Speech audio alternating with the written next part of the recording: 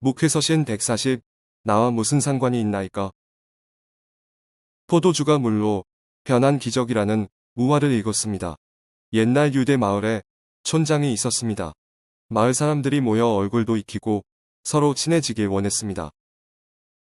촌장은 한 달에 한 번씩 각자 집에서 담은 포도주를 가져와서 큰 도가다 모아놓고 파티를 열었습니다. 몇 달은 협조가 잘 되었는데 어느 날은 포도주가 물이 되어 버렸습니다. 이상한 기적이 일어난 것입니다. 큰 소동이 벌어졌습니다. 마을 사람들이 서로 협력하여 잘 살아보자고 하는 노력이 물거품이 될 지경이 되었습니다. 사람들에게 나 하나쯤이야 괜찮겠지 하는 마음이 퍼져간 것입니다. 그래서 포도주를 부으라는 독에 물을 부어버린 것입니다. 나 하나쯤이야 하는 무관심과 무책임은 이상한 기적과 함께 우리 내 공동체를 일그러지게 합니다. 반면에 나라도 해야지 나부터라도와 같은 희생적인 태도는 기쁨의 기적과 함께 우리들 공동체를 아름답게 합니다. 우리는 공동체 가운데 어떤 마음으로 함께하고 있나요? 우리는 어떤 기적을 만들어가고 있나요?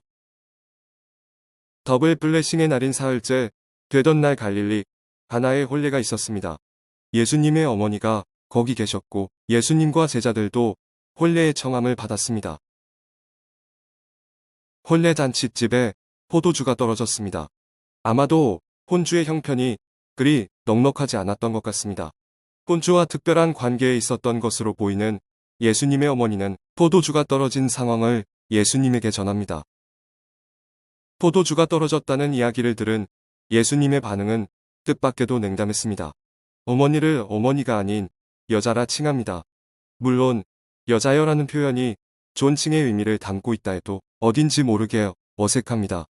더구나 나와 무슨 상관이 있나이까.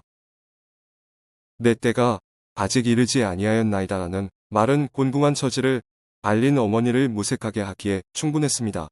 왜 그랬을까요? 우리가 아는 예수님은 그렇게 무정한 분이 아닌데. 그러나 예수님의 어머니는 예수님의 반응에 아랑곳하지 않고 하인들에게 예수님이 무슨 말씀하시든지 그대로 하라고 합니다. 순간 예수님은 어떤 마음이 들었을까요? 나와 무슨 상관이냐 하던 예수님만 멀뚱 바라보고 있었을 어머니와 하인들, 그리고 예의 상황을 주시하고 있었을 제자들 가운데서 예수님은 어떤 생각을 하셨을까요? 이내 예수님은 하인들에게 정결 예식을 위한 도랑아리 6에 물을 채우게 하십니다. 하인들이 아기까지 물을 채우자 그것을 떠서 연회장에게 갖다 주라 하십니다. 연회장에게 갖다 주었더니 연회장이 물로 된 포도주를 맛보고는 어디서 났는지를 몰라 신랑을 부릅니다. 보통은 처음에 좋은 포도주를 내고 취한 후에는 낮은 것을 내는데 지금까지 좋은 포도주를 두었다고 칭찬합니다. 물로 된 포도주 그 맛은 어떤 맛이었을까? 사뭇 궁금해지기까지 합니다. 이 일을 보며 한 가지 질문이 생깁니다. 예수님은 왜 나와 무슨 상관이냐, 아직 내 때가 아니다라고 하시던 말을 뒤집고 문제 상황에 적극적으로 개입하셨던 것일까요? 예수님의 어머니의 포기할 줄 모르는 대담한 간구 때문이었을까요? 물을 항아리 아기까지 채우는 하인들의 적극적인 순종 때문이었을까요? 제자들에게 자신의 영광 곧 예수님의 하나님 되심을 나타내심으로 믿음을 갖게 하려는 것이었을까요? 이 모든 것들이 하나의 이유는 되었을 것입니다. 그러나 이것들이 예수님의 마음을 움직인 근본적인 이유는 아닌 듯 싶습니다. 예수님으로 하여금 마음을 바꾸고 때를 옮기게 했던 가장 큰 이유는 불쌍히 여기는 긍휼의 마음 아니었을까요? 변변치 않은 형편의 혼례를 치르는 혼주가 포도주가 떨어졌을 때 겪게 될 난처함과 처량함이 예수님의 마음을 움직인 것은 아닐까요? 어머니의 간구도 하인들의 순종도 예수님의 긍휼을 자극하는 통로에 불과했던 것은 아닐까요? 이 일이 첫 표적이 되어 예수님의 영광을 나타내고 제자들의 믿음을 일으킨 것은 예기치 못한 결실이 아니었을까요? 2021년 시작과 함께 첫 출근을 하는 날입니다. 올해도 포도주가 떨어진 혼례 잔치집처럼 난처하고 궁색한 일을 겪을 때가 있을 것입니다. 우리 삶에 아무런 관심도 없고 상관하지 않는 것 같은 주님의 무심함이 느껴질 때가 있을 것입니다. 그러나 그렇지 않습니다. 나와 상관없다 하시고도 상관없이 행동하지 못하시는 분이 우리 주님이십니다. 한없는 긍휼로 우리를 품으시고 잊지 못하시는 주님이 우리 곁에 계십니다. 주님이 무심하게 느껴지는 그 순간조차도 기도를 멈추지 않고 순종을 멈추지 맙시다.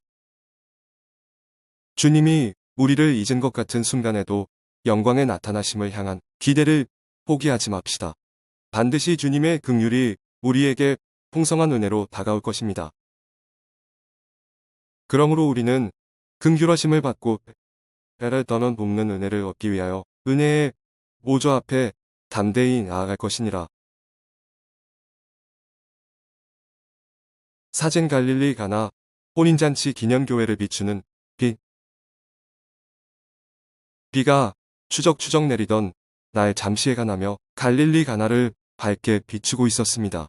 인생의 비구름을 만난 그날 구름 너머의 해처럼 주님의 긍휼하심이 우리를 덮고 있음을 잊지 않는 한 해가 되기를 축복합니다. 2021년 1월 4일 월요일 아침 권종열 목사